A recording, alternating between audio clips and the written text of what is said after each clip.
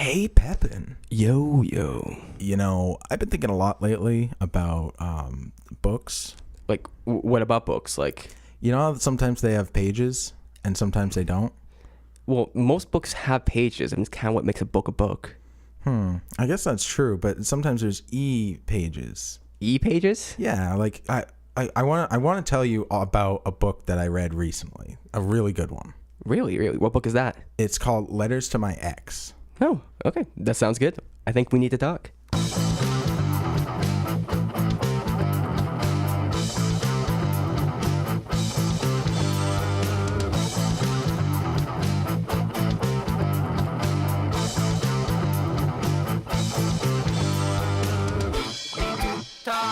Welcome back. So glad you guys could join us. I am here once again with my best friend, Nathan Pepin. How's it going, Nate? Yo, yo, doing well? It's an exciting Sunday, and I'm here to talk. I'm really excited. I'm so glad you're here in your own house with us here today. We also have with us a very special guest, author of Letters to My Ex, Anita Oswald. How's it going, Anita? Hi, guys. I'm good. How are you? Not too bad. Thank you so much. So I want to talk today about Letters to My Ex. Now, this is the first book that you've published. Is that correct, Anita? That is correct. Yes. And how many are you at this point? Two. Okay. When did Letters to My Ex come out? Letters to My Ex came out in March of this year. And then last week, I published my newest book, Falling from Grace. Outstanding. That is awesome to hear. So what is Falling from Grace about? Falling from Grace is a fictional modern day romance love triangle with some lies, some intrigue, some, adultish type stuff. That's awesome. Okay. And how does that compare to Letters to My Ex? Well, Letters to My Ex is nonfiction, and it is a collection of letters that I wrote personally about my own life and my own experiences over the last year after a breakup with my ex. Well, fair enough. That it all makes so much sense now. Are these real letters you wrote? Yes, real live letters that I wrote to my ex and published for the world to read. That sounds scary. For me or for him? Yes. It is very scary. It was the most terrifying thing, I think, because you're putting your emotions on paper and then you're putting that paper out for anybody to read. Pretty Absolutely. much, virtual strangers, people your family, your kid. and what has the feedback been thus far, as both from people that maybe you didn't know to people that are your family? How's that been? It's been good feedback. Everybody just has their own kind of reaction to it as a wow factor. Like, wow, I didn't realize that was going on, or wow, he was a douchebag, or wow, you have some issues, or wow, you really are a total bitch. It's definitely you have to be very vulnerable to put that out there, because this can be perceived in so many different ways. Like you said, some people are like, man, you're like a total bitch. And other people are like, oh my God, I didn't know. Like that's so interesting how there's so many different reactions. It is. It's kind of mind blowing that, people aren't as observant as people like to think they are, myself included. That's very true. I've known people who've been in relationships, and then you think it's going well and everything, and then you find out they break up, and you're like, what happened? And then you find out what happens, like, what? That was going on? I didn't know this? Yeah, and a lot of people were very surprised at the whole breakup because they thought that I was happy. They thought he was happy. I thought we were happy. And then, boom, it's over in a matter of an hour. Absolutely. And I mean, so there's a lot of things I want to get to, and I want to talk about. There are going to be some spoilers, a few. But I think overall it's an impossible book to spoil in any way, because it's like, the outcome is they broke up. Right. So it's not like I'm going to be like, oh, and now they're married. Like, no, they broke up. And we broke up. We're definitely not married. The emotional journey from beginning of when you guys broke up to, when was the last letter?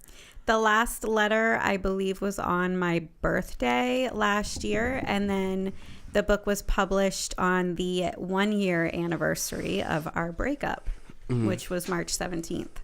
And when did you start writing the letters? I started writing the letter shortly after we broke up. The actual date of the first letter, I don't know. You have the book open. What do you? October 9th, 2017 was the last letter that you wrote. Oh, okay. That was a part of this book. Okay, so that was after my birthday then.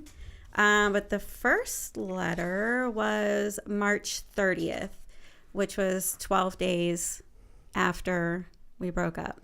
So it was good to like say, let's see, March to October. Just over half a year. Yeah. So that's a pretty good amount of time to get everything out of your system, I would assume.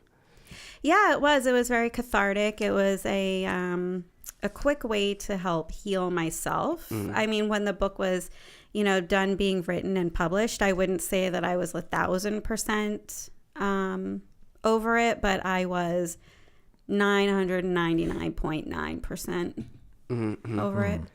Now, Steve's read the book. I haven't. So I think the first question I have to ask, getting some context into this relationship, was how long was the relationship for?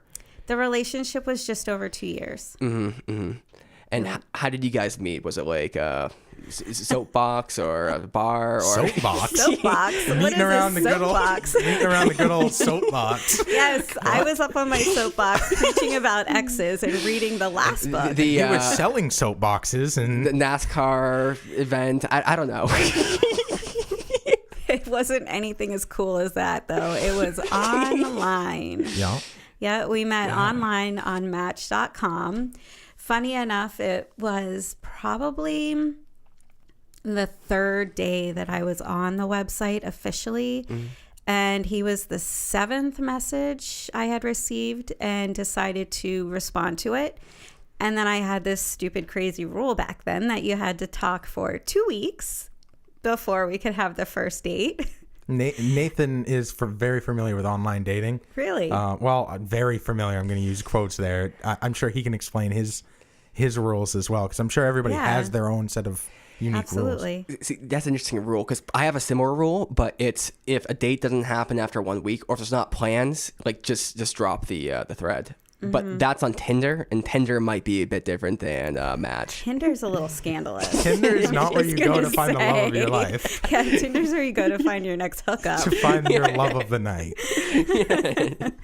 Yeah, no, Match, I want to think was a little bit more serious, because I actually had to pay $130 to meet this dude. And so after 2 weeks, we talked. 2 weeks went by. We went on our first date the night before the Super Bowl. And it was kind of history from there. Absolutely. And I'm sorry. No, go. I talk about that a little bit in the book, about how maybe I jumped the gun or was a little too eager to get out of the single pool. So you're on Match.com. You're only there for a short period of time. You meet somebody, and then is that when you guys actually met after the 2 weeks of talking? Is that when you stopped looking for other people on Match? Yes. Really? Interesting. Yeah, okay. I know. And, people are like, no, what are you doing? You're so stupid. You don't stop looking after the first date. You keep looking. You go on more dates with more people until you find somebody. I don't know how online dating works. I have a 2-week rule. That's all I know. So that was that. I'm honestly not going to blame you for that either, because it's like, I can't say I'm not similar. I mean, more that the dates I've gone on from like online dating, like I only date one girl at a time. I might be talking to many, but it's like I can't be going on a date with this one girl and then like going on a date with another girl like the next day. Like that's just weird to me. Yeah, you don't want to get Felicia mixed up with Rochelle. I mean, that would be terrible. Very embarrassing. Very. So you guys were talking, then you go on actual dates, then you actually start officially dating. How long were you guys together before the inception of the book, before the first letters written? Well, I didn't write the first letter until after we were broken up. Right, exactly. So, How you mean the long was the contents? relationship before? How long was you guys' relationship? Just over 2 years. Just over 2 years. Yeah. Okay, and then tell us about how the book started, how it all, and I mean the contents within. How did the breakup happen? We'll touch on the beginning. We'll touch on a couple things in the middle, and we'll touch on the end, and talk about it, because I think I'll let you start with that. How did the breakup happen? So events leading up to the breakup, we had actually just come back from a very sweet romantic trip for the two of us to Bermuda, which was really nice. It was an amazing time. He was working like crazy, didn't have any time for anything. Meetings were insane. He owns his own business and he runs it out of his home. So he was, working night and day. And that hadn't actually changed from anything before we went to Bermuda. It was always just the same, but it just seemed to be increasing in frequency. His kids needed him much, much more than they had previously when we first started dating, because things with their mother was getting a little bit more tense. And then he couldn't commit to anything, plans or anything like that. I had asked him, hey, when are we going to spend some time together? When are you going to make some time for us to do stuff together? When are you going to make time for, the five of us to sit down and do something? And it was always, yeah. Okay, I know I have to. And St. Patrick's Day was coming up. I had asked him, can we make plans for this weekend? Well, I can't make plans for 3 days from now because I don't know what my schedule is going to be like 3 days from now. Oh, okay. But I am having dinner with so-and-so, who happened to be a very good family friend, his almost ex-sister-in-law, if that makes sense to anybody. Okay. Sister-in-law. Yeah, and her kids were coming over for dinner on Friday night. And I said, oh, well, that's great. You can make plans with, her and her kids to come over here, but you can't make plans with your girlfriend, her kid, and your kids. Yeah, I was actually honestly just going to say the same thing. Like, so 3 days was too much, but 2 days was okay? Yeah, exactly my point. So I was a little upset about that. Come St. Patrick's Day, I told him I'm going out for work. After, I get out of work at 2:30, I'm going out after work to have a couple of St. Patrick's Day drinks with some girls from work. And then I will be free to do whatever you want at St. Patrick's Day. Let's celebrate. I'm Irish. Your daughter has red hair. She's not Irish, but it's all good. Everybody's Irish on St. Patrick's Day, right? Yeah. So he was like, yeah, well, why don't you come over and we can all have dinner together? Begrudgingly, I said, sure. Why not? Call me, let me know what the plans are. Text me, let me know what the plans are. All day Friday, not one peep, not one text, not a phone call, nothing. So I go out, have some drinks, get a little bold, how things get after you've had a few drinks and you're, stewing on something all day. Now, just real quick, so is not hearing anything from him standard? No. So it was weird that you hadn't heard anything. Right. Usually I would get maybe a, hey, how are you doing text, or a, hey, don't forget text, or a, this is what, the plan is for tonight. This is what we're having for dinner, or whatever. Not normal, or he might call me, whatever. So I'm driving home and I say, he's supposed to be having dinner at the house with her and her kids. I haven't heard from him all day. I'm going to show up at his house, and if she's there, I'm going to be pissed, beyond pissed, because I haven't heard from him all damn day.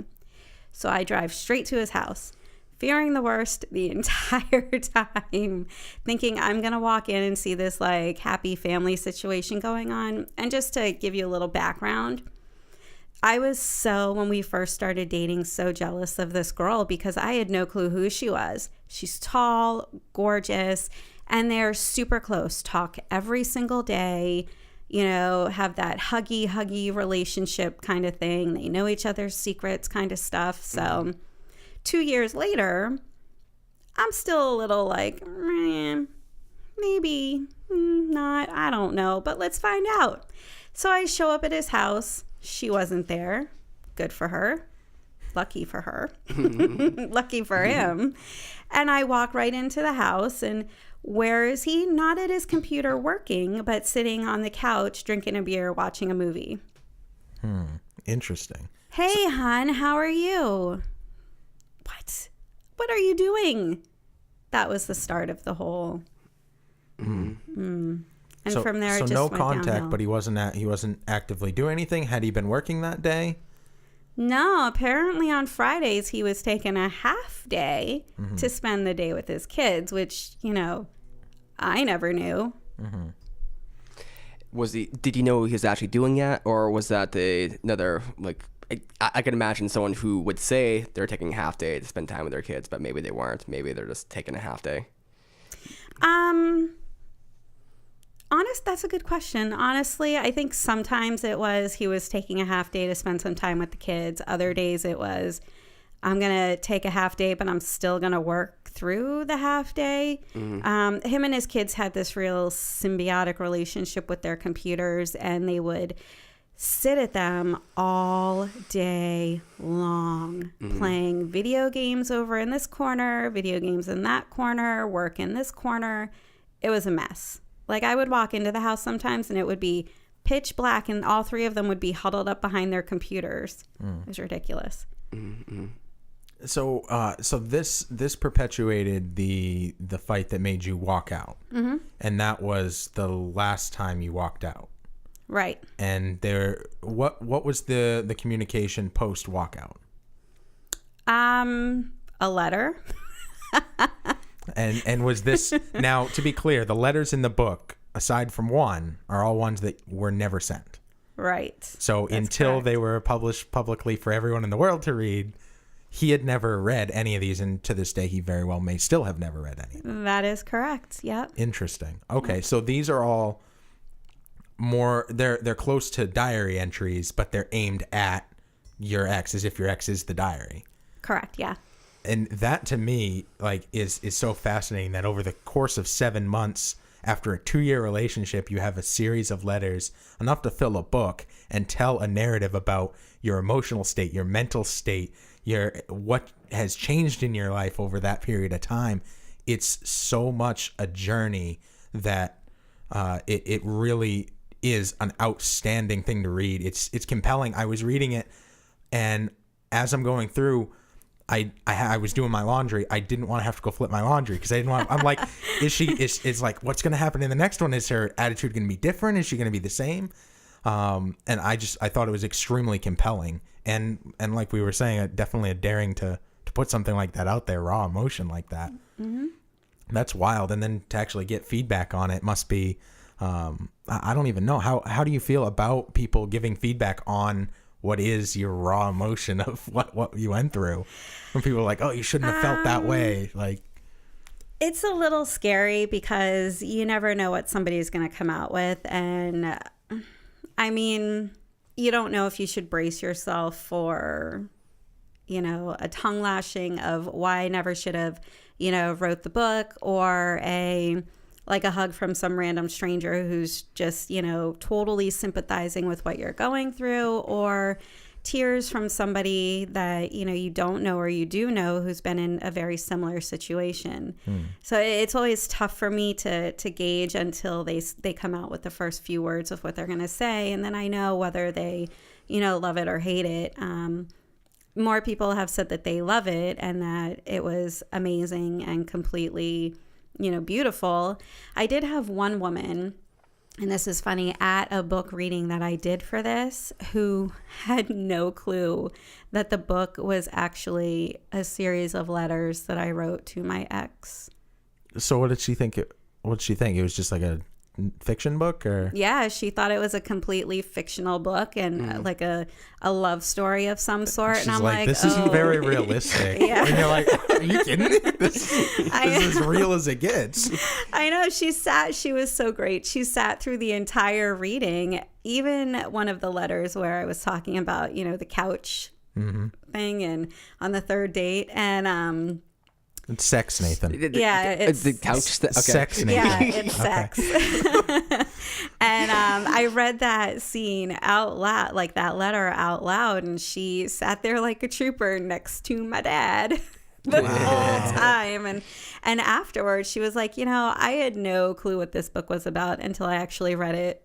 I was like, oh, honey, I'm so sorry. So you read this out loud with your parents there? Yeah, my parents came to a book reading for moral support, and it was really great, and it was a super fun time, and I had a really, really hard time figuring out which letters I'm going to read out loud in front of friends, family, strangers. So what did you do to mitigate that? Did you read everything, or did you cherry pick?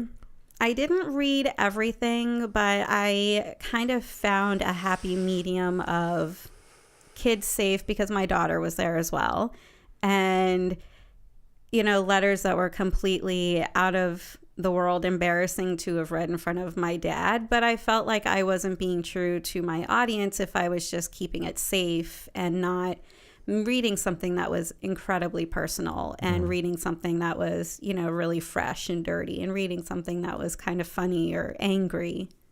Absolutely. Now, you can get this book in on the Kindle or in paperback. I myself have the paperback version, and hey, so do I. Absolutely. And I know a lot of people, they love reading on their Kindle. I want to go on record before we continue as saying I fully endorse this book. I want you guys to go out and read it for yourselves, and I'm hoping that our conversation here, because I'm about to take it a little bit of a different angle now, now that we've kind of laid the groundwork. Our conversation will help you guys want to read it too, and maybe see how you guys feel about it. Do you feel the same way that I feel? Do you feel the same way Anita feels? Or are you just like Pepin and you just got to read it? I am in that position. So by the end of this, we'll gauge whether Pepin is ready to read the book or still a little hesitant, and we'll try and get him there, and hopefully by extension, the rest of the audience as well. For the record, I don't read very much, so... Audiobooks, that's where it's at. Oh, well, I guess I'll have to work on Audible then. That's fair. We can we can help you out with that. We got the setup. So something that I found while reading the book was, begrudgingly, I found myself feeling like I was the ex in a way. I connected with the ex quite a bit.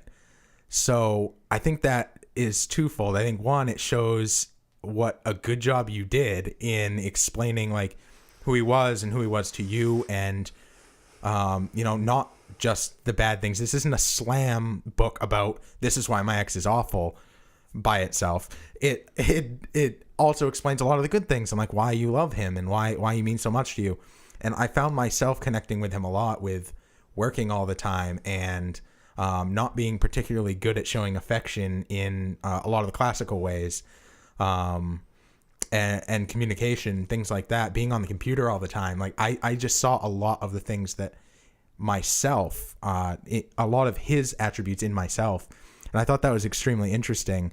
And I think it's part of the reason I think that you were overly critical of him in the book. Now, with that said, I've never met him. There's things I don't know, blah, blah, blah. But I think that a lot of what you were saying was, I don't know from just what I know how fair it necessarily was, and how much of it was driven by emotion and how much of it was actually the facts. It feels like a lot of the time you're putting all of the blame on the failure relationship on him and none of it on yourself or the other party within a relationship. Right. Well, the beauty of this book is that through writing it, I did realize a lot of the mistakes that I also made in the relationship, not just his mistakes, which clearly are pointed out a lot, but also my own mistakes. And I admit to some of them in the book. There are probably more mistakes that I didn't admit to in the book. And it was a growth experience for me. and writing the book in what I should not do going forward in relationships, what I should do going forward, and what I actually want and what I should be looking for. And maybe if I was a little, critical of his work habits,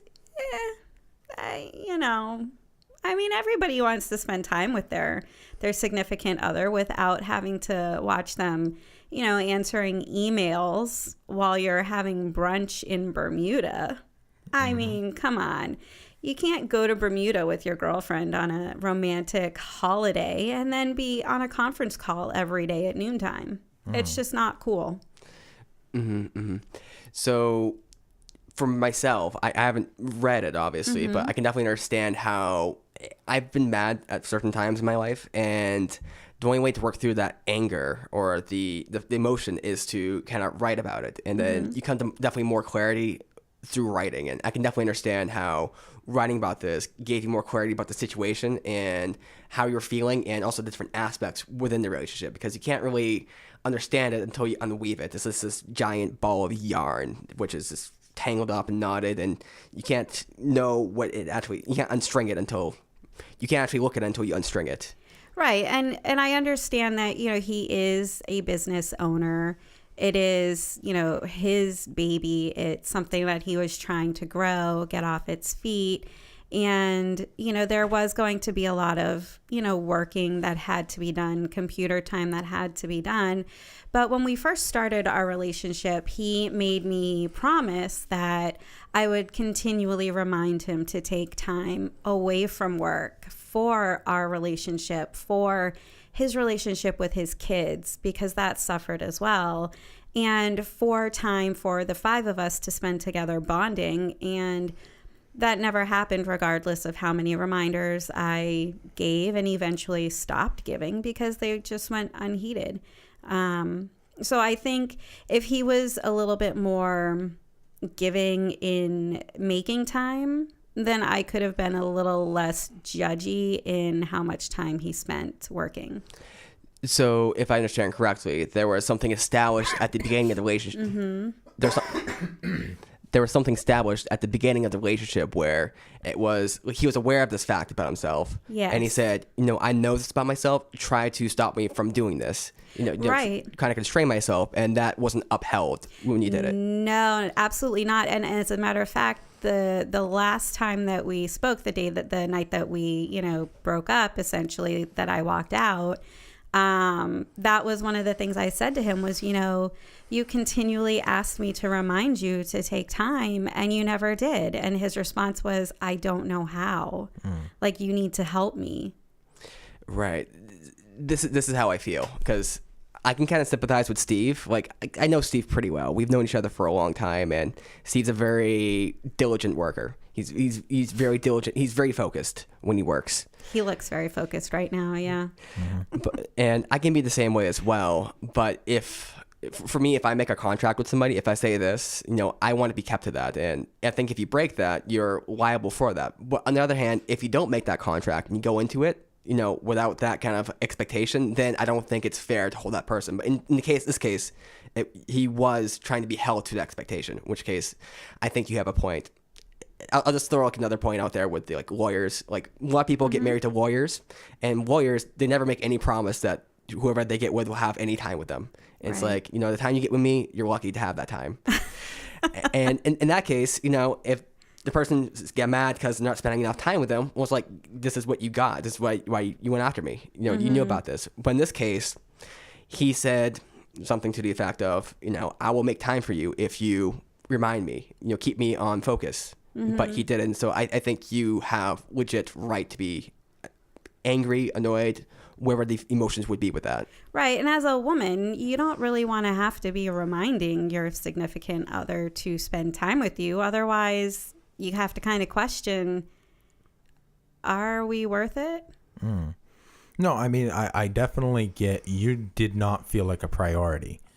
Is that fair to say? Absolutely fair, yeah. And I think if you have a significant other in your life, if you have a girlfriend, a boyfriend, a husband, a wife, or if you've been together for 2 years, like, that's an extremely long amount of time to be with somebody in that manner, to not make them a priority at all is, I mean, that's just, it's not fair for sure, especially if you're vocally like making that a point, that it's known. So I definitely get that. One of the, so this, of course, like I keep saying, the book itself is a journey. So it feels like it starts out where your general frame of mind is that you walked out and he didn't chase you, and it's his fault that it's over because he didn't chase you. And that, to me, didn't necessarily feel fair, that you took the action that broke you up, and him not correcting that action, he's at fault. I guess if you look at it in the literal, yes. But I disagree in the fact that if you're looking at it in the sense of everything I said to him and then walked out of his house, and he never called, he didn't follow me out, he didn't send a text, he didn't do anything for 2 whole weeks. 2 weeks. Literally just nothing but crickets. See, I'm not going to take neutral on this one. This one I'm going to take a stance on. Whoa, this is we need to talk first. Nathan is taking a side. Dun, dun, dun. Because I get reminded of, so I had a girlfriend a while back. Her name was, let's make up a name. Her name was Keisha. Her name was Keisha. Wow, we're really doing a fake name? Yeah, her name is Keisha. Wow, that's a first too for the show. But we had a good relationship. We liked each other a lot, and she moved away, like not too far away, but she's like maybe 30 minutes away, different job and everything. So things, we shouldn't have gotten that far apart, but it was just such that she was working down like toward like 30 minutes away from that, so she was like an hour away, and it's just hard to like figure out time schedules and stuff. And she was being less and less responsive to my messages and everything, and there's less and less time to hang out, and the times we did hang out, she's more and more distant, which is a sign the relationship would end. But eventually she said, I think we should end this relationship because we're not talking really. And I know it's my fault. I'm not been keeping up with this. Like, I'm busy with work and I'm stressed, and I just want to like relax when I can get the time. So I'm going to end this. So this is my stance here. I think that if you are of that type where you make that commitment and then you're not able to fulfill that, it's not on the other person to end the relationship. It's on your end to say, I said I was going to do this. I have failed. So I'm not going to be able to hold the standard anymore. I wanted to, but I can't. So I'm just going to nix it right here. Yeah. I mean, so you think he should have broken up with her, not the other way around? I think that if he was not holding himself to that standard, and he was not intending to do so in the future, not to make a change, then it shouldn't have been Anita the one to break up with him.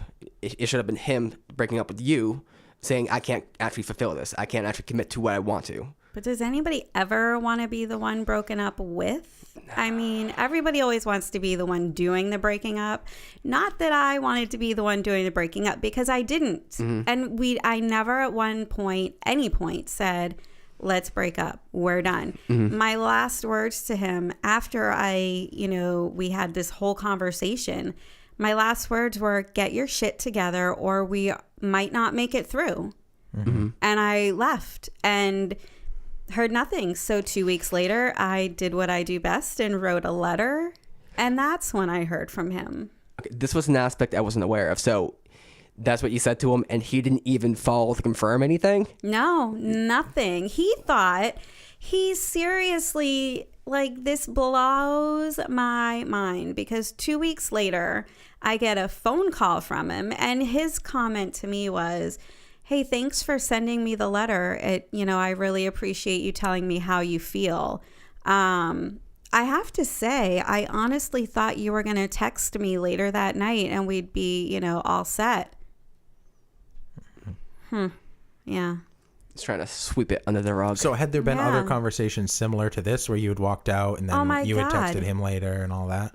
Had it followed a similar formula in the past? No, because I am not I don't condone walking out of a room, period. I feel like you should always end a conversation appropriately, whether it's, you're both left up in the air with what's going to happen. What are we going to do? At least you're ending the conversation. You're not just turning around and walking out the door.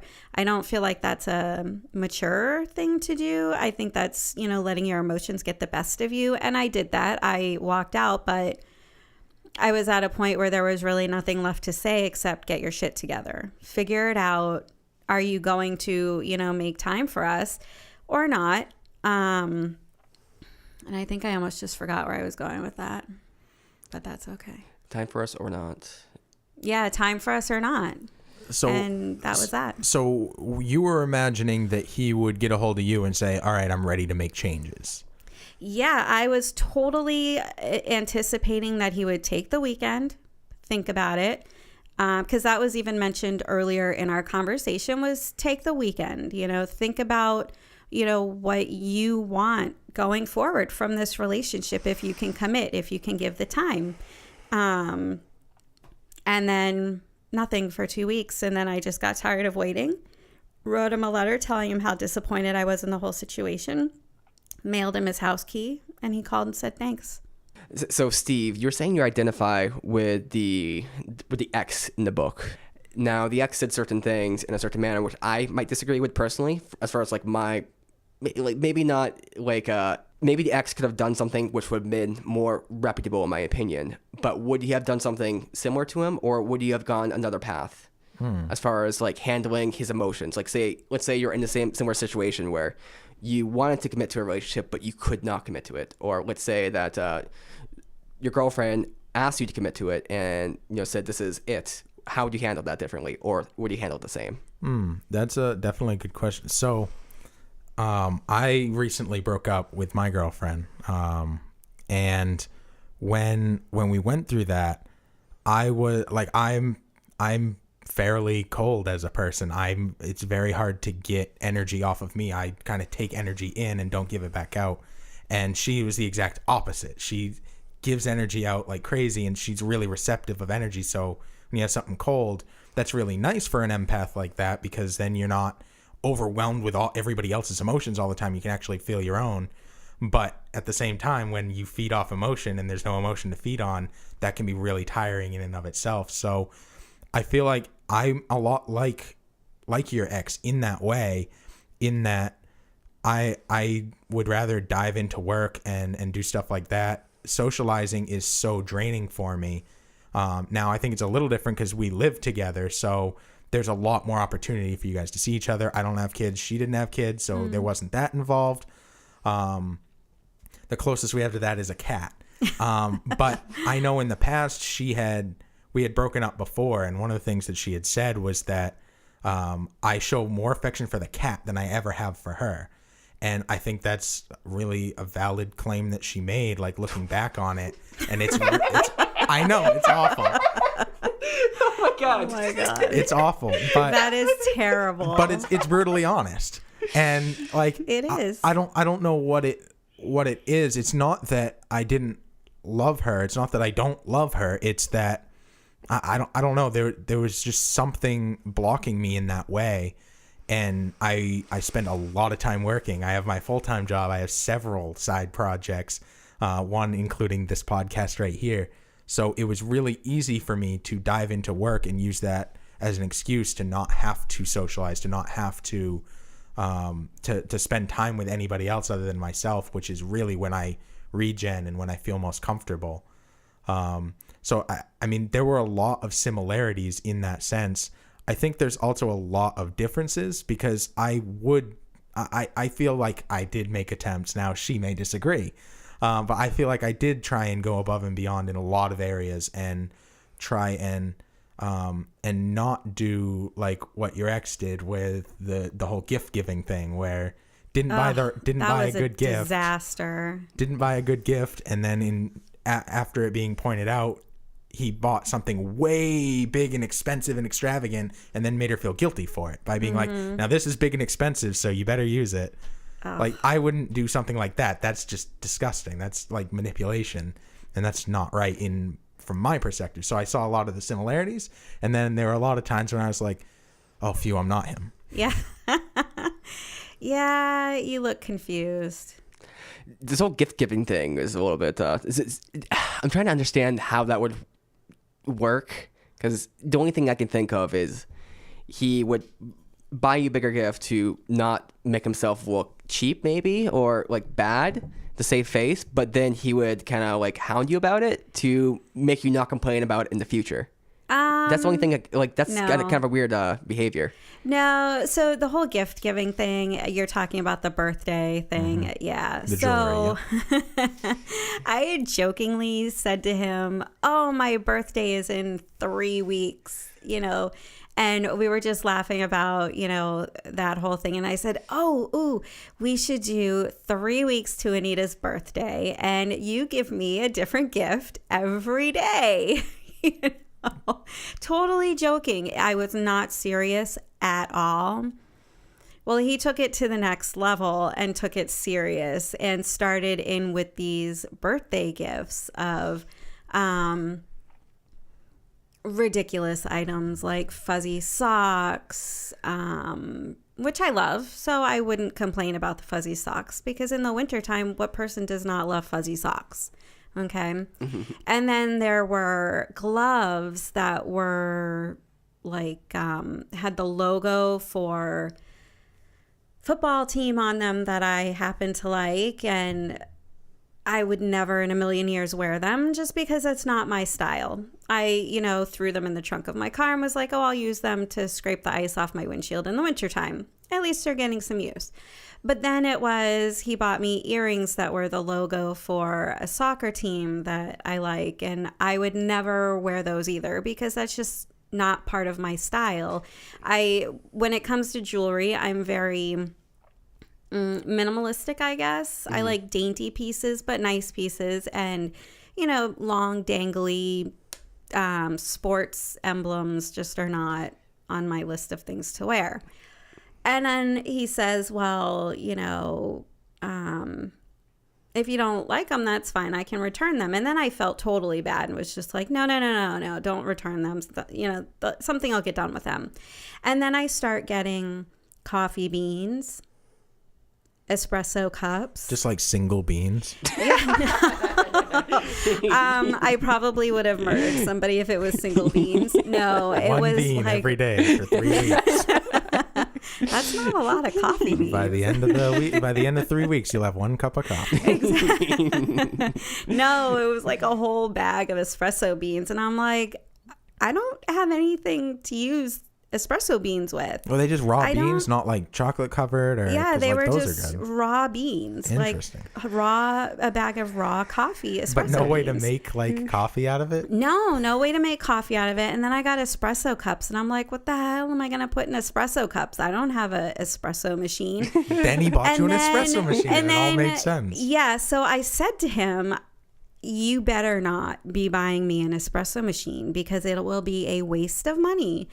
While I would love an espresso machine, I can tell you right now, an espresso machine will not get used, because I don't drink espresso every day. And when I do drink espresso, it's only when I'm going through the drive-thru at Starbucks, because I'm a little bit pretentious sometimes and snobby sometimes. So I like my Starbucks espresso, but I like somebody else to make it. I don't want to make it because if I make it, it's going to come out tasting like shit. Seriously. So, and I don't have time to do that in the morning. I mean, who has time to, well, maybe you guys do. I don't know. Grind coffee beans, pack it down into a thing, wait for it to brew like 15 cups so that you can have more than 2 sips. And then, swirl some caramel in there and you're on the road. That's like an hour of time I don't have. So I told him, do not buy me an espresso machine, period. I would love it, and I would love you for thinking of it, but please don't. I got an espresso machine. He had already bought it. There's no way he hadn't already bought it. He had already bought the espresso machine. And these gifts all came like direct shipped from Amazon. It's not even like he went to the store and spent some time looking at things, touching them, putting some thought into it. He just went on Amazon, clicked a couple buttons, and had it shipped to my house, So to you, going to the store means a lot? as far as a gift goes? As far as gift giving, I like to think that somebody put some time and attention into it. Now, if you're going online and you're purchasing something that you know somebody is going to absolutely love, and you're having it shipped to your house and you're wrapping it and giving it to them personally, okay, no problem with online shopping. But if you're just going online saying, oh, hey, that's kind of cool, click ship it to her house and let her open an Amazon box, I mean, that's a little, Now, you know his processes better than I would. I would imagine that you could put a lot of thought and energy into an online purchase by reading reviews and looking up something that you don't already know about. Like if I was going to buy an espresso machine, it would take me hours and hours to figure out which one I'm going to buy, because it would need to be the right one that works in the specific way and has functions and it's good reviews, all of that stuff. I feel that I would spend longer buying online than I would in a store, because in a store I'd be like, well, I have two options. Which one do I want? Yeah, and I have no doubt that he didn't put a lot of thought into the espresso machine, because in the end, the espresso machine was on his counter in his kitchen so that him and his daughter could learn to make me espresso, because she had an interest in making espresso. So I don't doubt that he put time into thinking about the espresso machine, which I told him repeatedly not to buy because it would never get used. And of course, it hardly ever got used. Yeah, and making good espresso is a very technical kind of thing. And one technical thing that interests me is the process of book writing and some of the technicalities that go into, say, like, so with the book, it's just straight up letters, like unedited for the most part. Right. But from a technical point of view, my question is, how does the reader know certain things that you know but they don't know? Like, is there context that's filled in places, or? Yeah, there's within the book, if you're reading, there's a couple of preemptive paragraphs here and there. There's an introduction letter to the reader, and then there's little snippets in between the letters that kind of gives you some more background or some more, this is what's coming up in the next letter. Oh my God, I can't wait. I see. So even if the reader's not aware of the situation fully, they're made aware of the situation, throughout the book and giving context to everything. Yeah, absolutely. Now, the thing that I liked the most, again, the journey. So it started out where it felt really, really bitter, the whole beginning of the book. And as I was going through, I'm like, is her heart going to change as she goes through? Are her emotions going to change and shift? I felt a lot of that original emotion through the majority of the book. But as it was getting further and further away from the original break day, the start of the book, you did soften quite a bit into, well, here's what I could have done differently. I accept my failures in this, but I still hold you to your failures. And I thought that was such a great direction for it to end up going, all the way right until the end. And you end with a letter that you actually sent to your ex. Yep. And I think the final thing in the book is the response letter from him. Yes. Yep.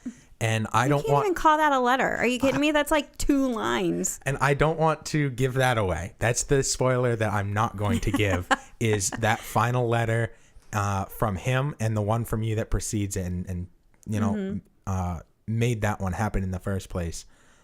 But I think that from the first letter to the end, it shows a real honest, how you go through a breakup, and one that means a lot to you, and the things that you think and feel that most people just feel guilty for and then push it out of their mind. But you took the time to write them down because they were important. They were on your mind and they weighed on you. And so you said this was very cathartic for you. It was very cathartic. It was a real release of raw emotions that, in a traditional breakup, if there's any real sort of traditional breakup out there, you have a chance to say these things to the person that you're leaving, or the person that's leaving you in most cases. In this case, I didn't have any opportunity. The last actual thing we said face to face was, get your shit together or we might not make it. I mean, that's not, any sort of, hey, oh my gosh, let's, in a nutshell, wrap it up. It was It was heartbreaking for me all along to write the book, because every time I would go back and reread to make a change, to punctuation or to add a little bit more here for, more clear elaboration, it's kind of reliving the experience all over again.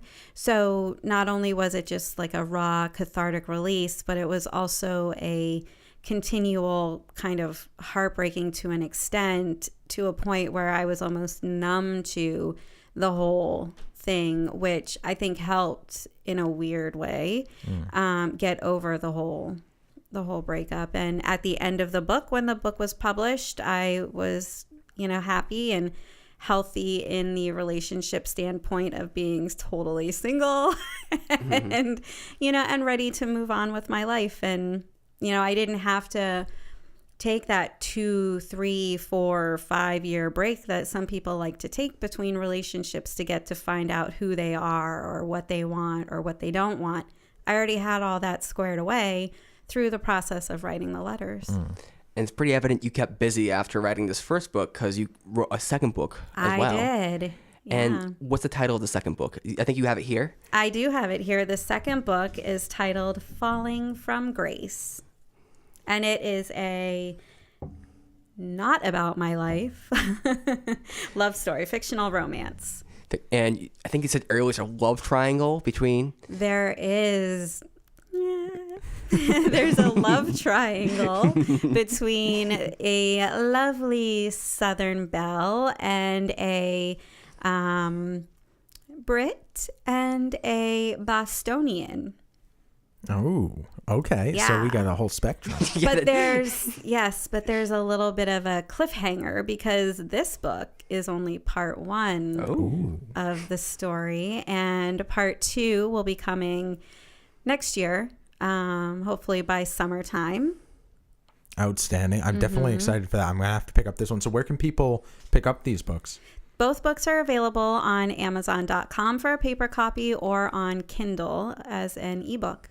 And should they just search your name, Anita Oswald? Yeah, you can search my name, or you can search by title. I like to think I'm, famous enough that if you put my name in, it's just going to pop up on the screen with the 2 books. But you might have to put the titles in. And of course, we'll put a link in the description of this episode, so if you want to check it out. Now, Letters to My Ex is a surprisingly thin book for the amount of content that's in there. Yes. It's like 80 pages or so. Yeah, and I did that on purpose. I didn't want it to be too long that it became monotonous and boring, and people were just like, oh, now she's whining.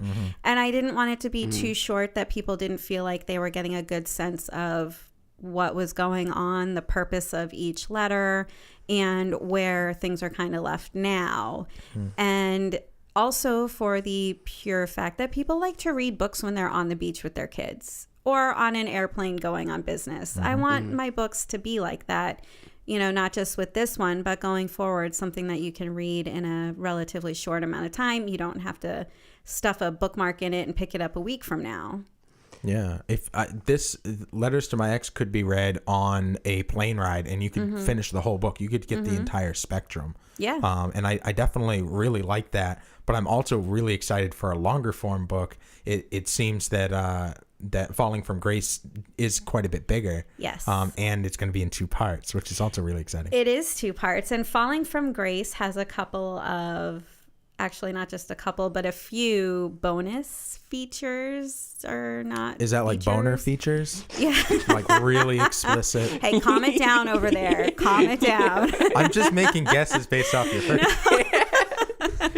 No, not boner features. Oh, so nothing like sexually explicit. Oh my gosh. So there's a love triangle and no boner features. Maybe there might be a boner feature in the actual book, but the bonus content is more, stuff that you're not going to get in this book or in Letters to My Ex. Maybe signs of a future project. Who knows? And where can we find you on social media? You can find me on everything. No, you can find me on Twitter. You can find me on Facebook. You can find me on Instagram and on minds.com. I don't know if you're too familiar with Minds. that. This is the first time I've heard someone in real life say minds. Really? Yeah, because it's an internet thing that I see, but not like a real life thing people talk about. Yeah, I didn't know it was a real life thing. I didn't even know it was an internet thing until like 6 months ago. A friend of mine is on it, and I don't know how he stumbled across it, but he said you have to get on here because it's new, it's emerging, and it's totally, it's kind of like if Facebook, Twitter, and Instagram had a baby, like a three-way, got impregnated. Which one would get pregnant, though? I'm going to say Instagram would get pregnant. Yeah, definitely And Instagram. it popped out a kid and boom, named it Minds. Something like that. I don't know. Man, who thought today, going into this interview, we'd be talking about a three-way that pops out a baby? I had no clue, that's for sure. So from your perspective now, who broke up with who? I broke up with him, of course. Okay. Duh. Is that your honest thoughts on it at this point? Is that what you want to believe? No, I think that's what I would like to believe. However, my true, honest opinion on it, I would say that it was a mutual decision between the two of us. We had both reached our, end points. I had been, fed up for a long time with his lack of commitment, with all of the frustrations around everything to do with, his kids, the lack of commitment living together, the lack of commitment on our future together, the lack of commitment towards our relationship. And I think he was frustrated over the same things, just in a different, his point of view as opposed to my point of view. So, I mean, I think, for the most part, and just to I guess, put it down as we both kind of mutually broke each other up.